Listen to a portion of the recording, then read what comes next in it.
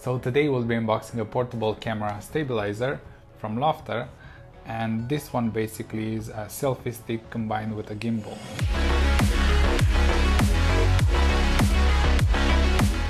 Hey, what's up? Adrian here with the Unboxed, bringing you tech unbox, news, reviews and more.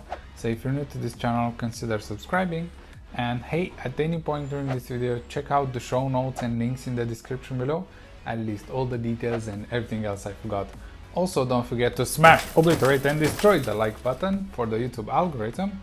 And let's jump into this new and interesting unbox. Today we'll be using our usual tool for opening the box, but not before checking the box first. So at the top we have the brand here, Lofter, and it's a very long box. As you can see the actual product. Anti-shake, easy shooting. You also have a remote control for that, and you can use it as a professional tripod as well. On the side we have guides for use of the camera stabilizer, and a picture here, and how to use the stabilizer and the stabilizer as well. And on the other side is the same thing. I would say the back and the front, they're quite similar, as you see here.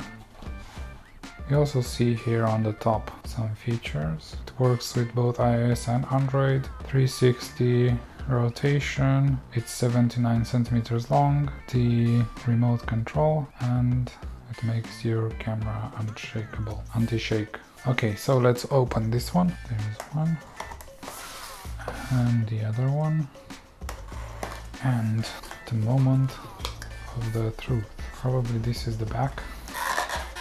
Now we have one piece here, probably the front piece where you put the phone. Let's leave this on the side, and the second piece. And what else? Still see something there that doesn't want to come out.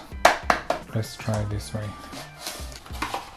Come on. And the manual, and let's put this one on the side. That's the manual, user manual. On the side, on the side, on the side. This is the tripod slash selfie stick slash stabilizer. But where is the remote? I'm not actually sure. Let's see, what do we have here? Small cable for charging, and the big thing. Okay, so we can open it like this. Oh, probably that's where you put the phone. And we have a button here. This seems to be moving. I'm not sure how to open this, but I'll keep trying until I go to the manual. Okay, let's leave this for a second and let's check this. So that's how you open this one. Oh, basically you push it down. So if you push it down, just like that, and then you can make it long, make it into the selfie stick.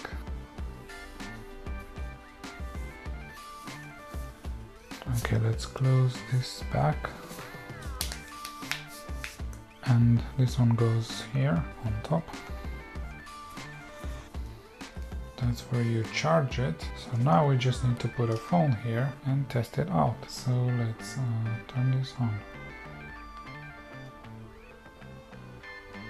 Hear some sounds. A very high-pitched noise. Actually, I'll be checking the manual right now. Okay, so what I just found out, that you can take this button out.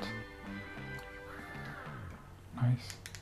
Oh, you can charge the button as well. So probably this is not the right way to use it. I'm just gonna unscrew it. So I just found out that you can push this one down, and now, okay, so you can see this moving 360. Now let's put this one here. So that is why you need a manual sometimes. Don't throw it out. Let's turn it on now. As you can see, is trying to keep the same position. Really interesting. And the remote control. Let's add the phone here now. Oh, it doesn't seem to be compatible with iPhone SE. Too bad then. As you can see, it's trying to compensate. But there is a very high-pitched noise. Not sure if you can hear it. when the stabilizer tries to stabilize. It's a bit annoying, I think. I mean, if it's forced too much, because you see, you just do this, it's pretty easy for it to move. Let's add the phone. As you can see here, it doesn't move up and down. I mean, it doesn't stabilize up and down, just on the side. If you go on the side, it will keep the same position mostly. It's not bad, but it's like just one single axis stabilization, which in my opinion, if you're traveling or trying to vlog or something, maybe not enough. Maybe just for casual taking pictures. I'm just extending it now.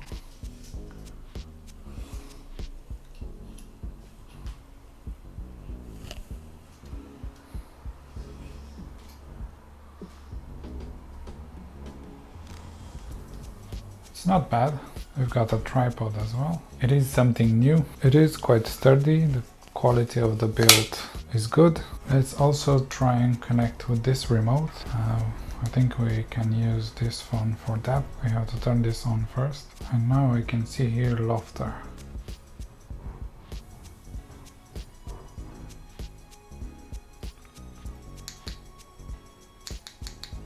It's a bit weird. Press one time, volume up. If you press one time, volume down. Let's go to taking photos.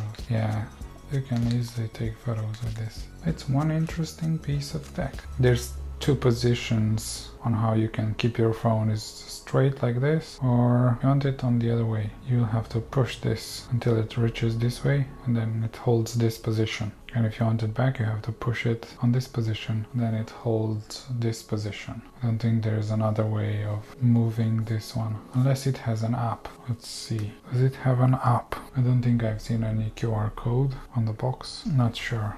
Let's check. There's no QR code on the box, but let's see the manual. So you probably shouldn't do what I did. You just press once the button, the power button, and it automatically switches the position. As you can see. That's why you should keep the manual as well. Press once, switch. Press once. I don't think you have any app for that. Thank you for watching. I hope I helped you with this video. Don't forget to click the links in the description below if you want to check out this portable camera stabilizer, and I'll see you on the next one.